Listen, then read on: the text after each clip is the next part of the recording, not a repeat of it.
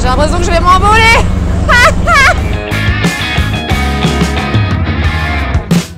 Hi. Bonjour John. Comment ça va aujourd'hui? Super, et vous? Je suis en pleine forme. John nous a donné rendez-vous chez lui sur les hauteurs de San Diego, dans le sud de la Californie.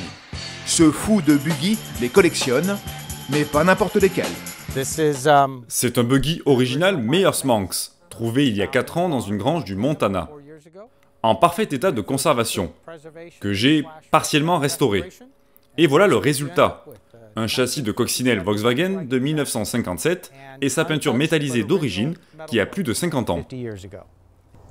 Qu'est-ce que c'est comme moteur? C'est un moteur de 1600 cm3, double prise d'air, double carburateur, et la seule option, c'est le fameux pot d'échappement Manx.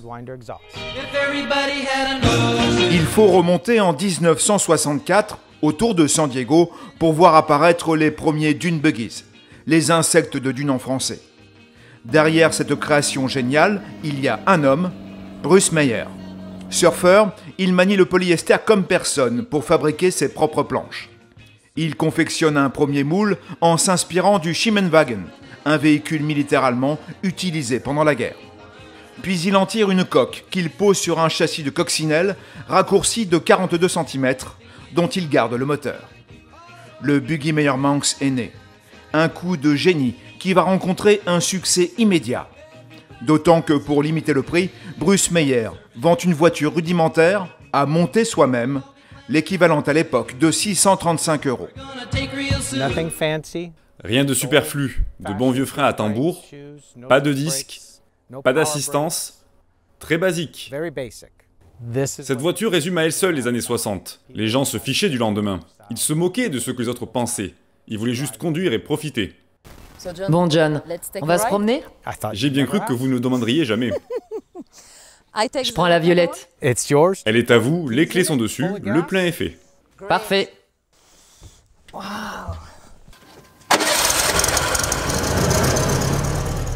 j'adore. On va kiffer.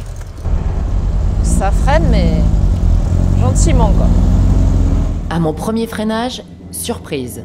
La pédale du buggy réagit comme celle de la coccinelle. À 90% de la course, rien ne se passe. Il faut vraiment taper sur le frein pour ralentir efficacement.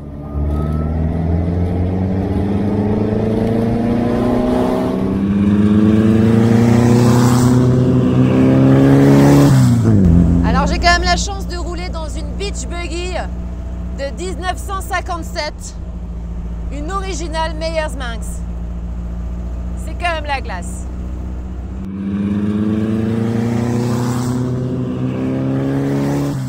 Alors faut quand même y aller mollo dans les virages. On peut vite partir en dérapage. Là en revanche, pas de surprise. Telle mère, telle fille. On retrouve encore les défauts de la coccinelle. Le 4 cylindres à plat en porte-à-faux arrière, même avec seulement 50 chevaux, rend la voiture bien survireuse. On sent que l'arrière ne demande qu'à partir. Je ne vais pas tout de suite casser la voiture de John, je sais qu'il y tient. Ah, y a pas de direction assistée. Y a pas d'option, c'est old school. En fait, ce qui est marrant, c'est que c'est une vieille voiture, mais en même temps, elle a un look moderne. Malgré sa puissance relative, le buggy a du caractère. La preuve, dans les années 70, on le retrouve engagé dans des courses d'endurance comme la Barra California, équivalent américain en moins long du Paris-Dakar. Au volant à l'époque, pas mal de stars, dont le grand Steve McQueen. James Garner.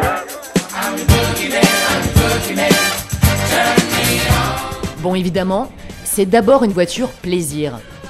D'ailleurs, petite anecdote en passant, Bruce Meyers a conçu des ailes plates à l'avant pour une raison: pouvoir y poser ses bières. C'est tellement agréable de pouvoir rouler dans une décapotable, cheveux au vent, dans une voiture de 63 ans. Elle envoie, mamie, elle envoie. Malheureusement, aujourd'hui, on ne peut plus rouler sur les plages de Los Angeles ou San Diego, c'est interdit. En revanche, on peut toujours cruiser sur les routes du mont Palomar, au-dessus du Pacifique, au volant d'un des derniers Meyer Manx.